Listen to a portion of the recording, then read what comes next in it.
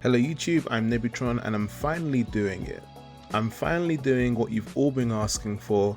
I'm going to review something other than a Netflix movie. Okay, the truth is nobody has requested this, but in the description bit on my profile, which I can't stop editing by the way, and in pretty much every video so far, I say I make content on film and TV and games.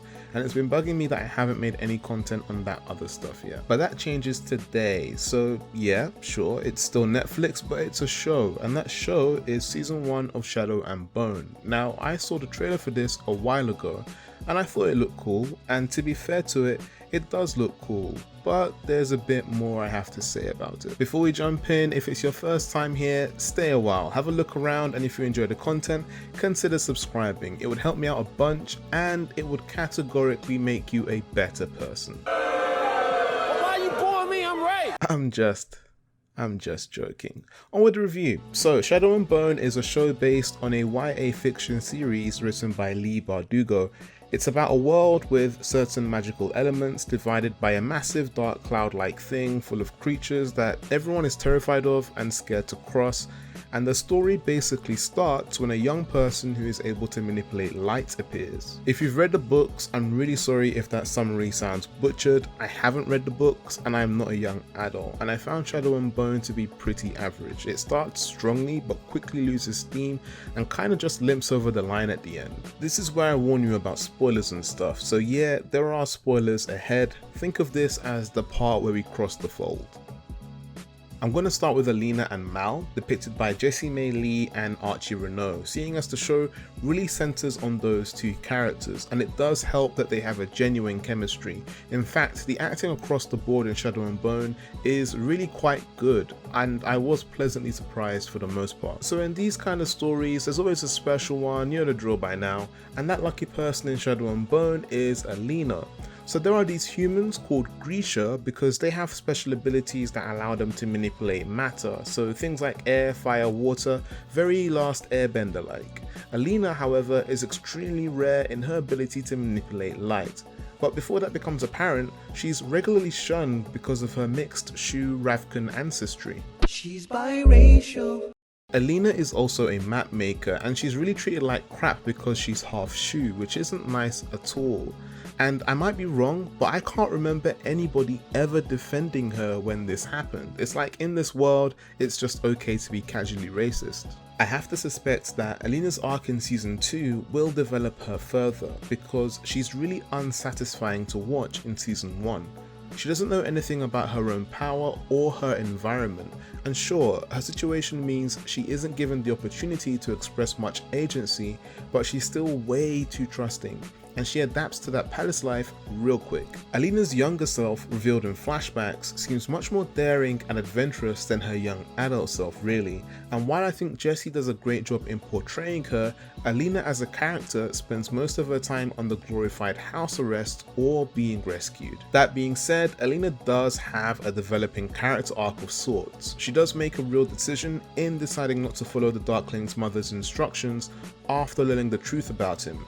And I suppose she does grow as a sun summoner, though I feel that comes about a little cheaply, which I'll get into later. Mal is a character defined by his devotion to Alina, but it does seem that neither of them are willing to admit they have feelings for each other, even though we spend so much of the season going back in time to see how close their bond is, as well as having to sit through their cringy letters back and forth, neither of them actually read. It seems that in the letters Mal writes to Alina, which never arrive, he realizes that life is too short and he may as well profess his love for her. But remember, this is a YA story, so when they're finally reunited, he doesn't say anything, even though he almost died to get back to her, and his two closest friends actually die in their search for that magic stag. It's also kind of messed up that while Mal is risking his damn life to get to Alina, she kind of gives up on him and starts frolicking with the Darkling. Like, that's rough. And he doesn't even find out. They reunite and it's just never mentioned. Like, if when Mal was reunited with Alina, he actually came clean about how he obviously feels, it would at least count as some kind of development in his arc. But he doesn't. He's exactly the same person at the beginning of the season as he is at the end. I will say that Archie and Jesse have a really casual and natural chemistry, which makes their constant wandering gazes and half utterances at least bearable. Ben Barnes' General Cregan has a few names in the show, but I'm just going to refer to him as the Darkling, and he's obviously the bad guy. He dresses in all black all the time, and he manipulates Shadow. But that's not the only thing he manipulates. He spends the whole season talking in hushed tones while deceiving Alina, and he has designs on usurping the king and controlling the fold, which is the great swirling darkness that he himself created. He's not really a compelling villain. Towards the end of the season, we learn he's been alive for hundreds of years, which just raises more questions, but again, we'll get to that later. And we discover that a lot of his motivation seems to be coming from a desire to protect his own kind, but this attempt at adding depth to his character is poorly implemented since it's so obvious that he's the classic power-hungry guy who wants to dominate the world. The Darkling literally wants to take over the world. It's kind of embarrassing, but it's mostly disappointing because villains are best when they're multidimensional and their internal logic is relatively sound. None of that is the case here. I found the Dregs more engaging to watch most of the time. They were just the more interesting characters. Kaz is the cynical leader with a rough exterior but a kind heart, and I found his character almost too young, like his traits seem better suited to a jaded old man. Kaz deals with chronic leg pain and requires a cane to get around. He's skeptical of religion and trusts nobody. You expect him to be a 50-year-old war veteran, not a young guy just out of his teens. But Freddie Carter does a decent job here, and this is a young adult drama after all. Kaz is a little like Mal in that he doesn't seem quite willing to fully express himself to Inej, but he at least actually tells her he needs her by the end of the season, and his religious skepticism eventually develops into a kind of spiritual acceptance. I mean, maybe that's too strong, but he does show evidence of growth. And let's get on to Inej.